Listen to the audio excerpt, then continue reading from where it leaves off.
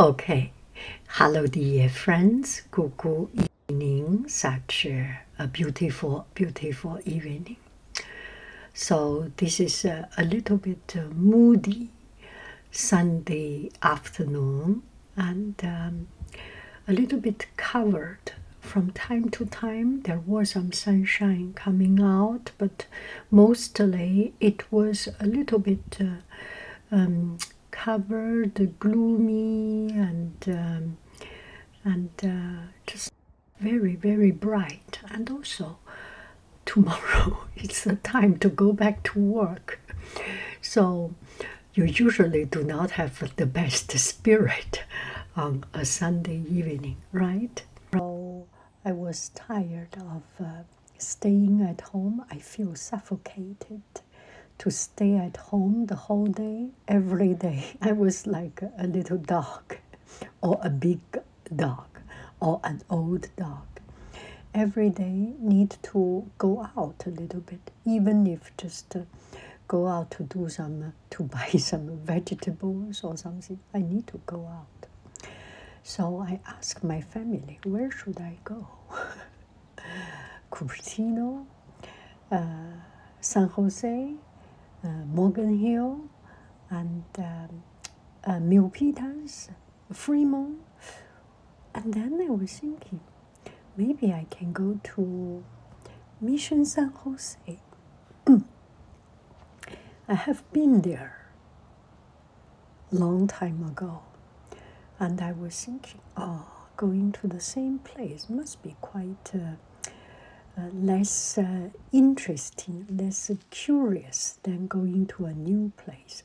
But anyway, I could not find another place, so I end up in Mission San Jose, in Fremont, and oh my, how happily I am surprised. How wrong was I? Yes. So here is Mission San Jose. And I have been there many years ago, as I have said. And today is around 5 or 6 o'clock. The museum has closed. But there was a service, and actually it's a Chinese language church service. So I went in and went inside this beautiful, marvelous church and listened to it. It's such a beautiful and pristine, clean and new church school there. And a lot of people, a few hundred people was there. It's a wonderful thing, wonderful thing. So here is a little bit about Mission San Jose, and Mission San Jose is called Mission San Jose, but it is not located in San Jose. It's actually located in Fremont, and in California in the early missionary period. Not San Francisco, California had missionaries coming and build up missions. So altogether 21 missions. And Mission San Jose is kind of right in the middle from the north to south, kind of in the abdomen, that kind of a distance in this span of mission. And Mission San Jose was built the 14th. So there were 13 before it, and there were 7 after it. 14 and 7 after it, or 6 after it. Anyway, this is number 14. It's kind of in the middle. And if the teacher tests you, just remember there were about 20 20 missions, and San Jose, Mission San Jose is one of them. And the mission was built in 1797. 1797. So I did a simple deduction, subtraction. So that's 128 years ago. Sorry. 228 years ago. And this was before California became a state and before California became America. So at the beginning, California was a part of the Spanish Empire, right? And so the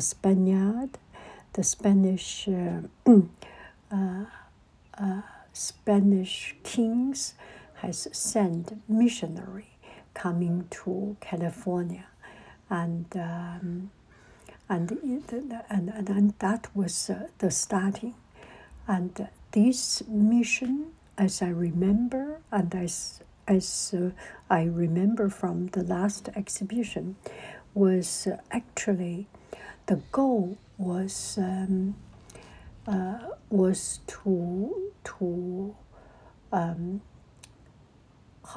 to educate, to keep the Spanish control and teach the local Native Americans to learn the European farming, building, and so that the whole goal is to keep the Spanish control of this land. At that time, this place does not have immigrations, did not have eastern side coming here. It's purely Spanish. So in 1789, the first one coming here was Father Fermin Lassuan, Pedre Fermin Lassuan. It's hard for me to pronounce, but you just remember that was a Spanish Franciscan priest, and he came here and started this place, and this mission was created to bring Christianity to the local Native American people. And this area mostly are Ohlone people. Ohlone people has been living here for thousands of years, and they have their way of life. They take care of their land. They use however much needed, and not overspending, not overusing, not consumerism in today's world. It's just a natural coexistence with the nature land. And the Spanish missionaries came and taught them farming, building. And at the beginning, actually, the Ohlone people helped build this missionary. And they were in quite a good relation, a cooperative relationship. And the native people helped build a church. There were pictures showing them their brickworks. They used straw, they used mud, and made it. And they made workshops. They built the walls, and they built houses. And the Native American people learned to grow wheat, to grow corn, and to care for the animals, the cattle, the sheep, and things. Life was good. It was different from their usual life, the Ohlone people. And I can totally understand.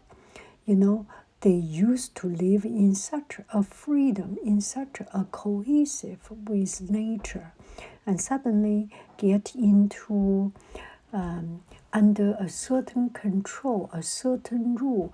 You have to sleep at a certain time, you have to walk at a certain time, read at a certain time. It's kind of restricted, right? But they adopted and lived in relatively harmonious life. They adjust to the new way of life. But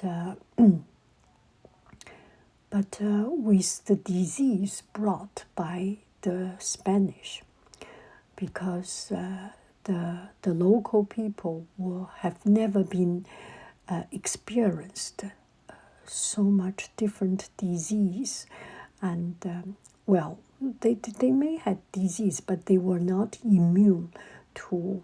We all know that they were not immune to the virus that the Spanish brought in, and a lot of people died. A big population died, and they got sick and died, and that was quite a sad thing. But eventually, over time, over the 100 years of time, this place grew quite well, and the Mission San Jose in Fremont was actually one of the most successful mission in California because of the cooperation between missionary and local Native Americans.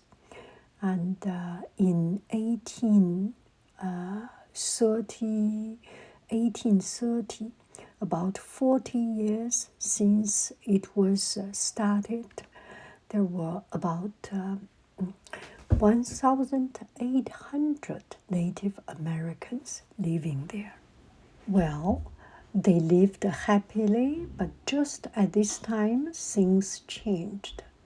And Mexico got independent at the beginning of 1800, around early 1800.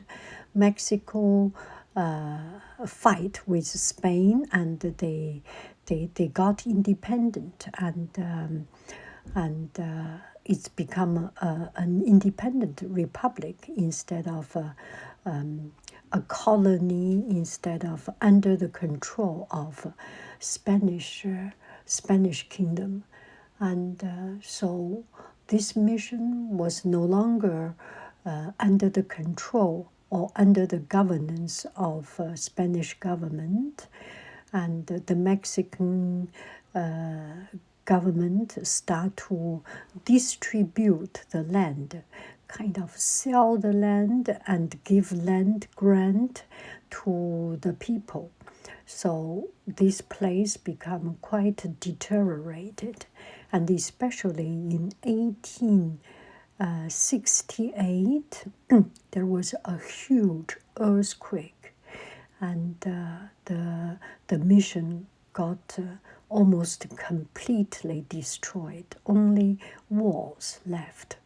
So for about 100 years, this place was just a ruin.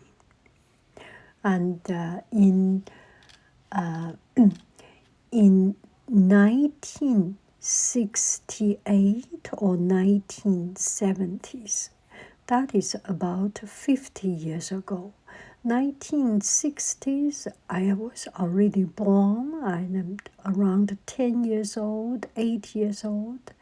So at that time, I think in America, people after the war, and that was quite a booming time, and of America's starting to pick up after the war, and the local government start to think we should rebuild this place. So they start to rebuild, and this with the help of the diocese from Auckland, and got a lot of people participate, fundraising, and at the end, in 1990s, it was rebuilt and came back to its old glory.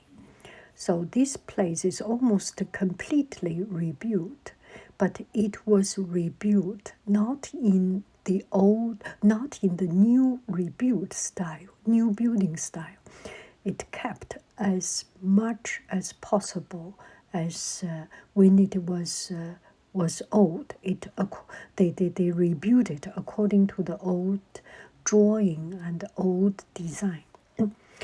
And I remember about 10 years ago, or something like 10 years ago, I came here and I did not see this place as such a glorious sight.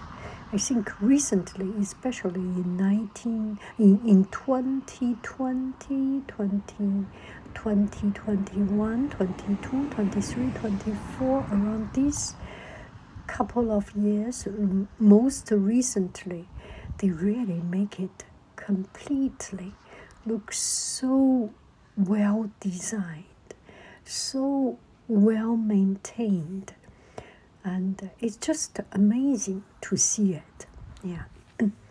So that's my evening, and as I drove back home, I passed by Ohlone College, and I drove up and up.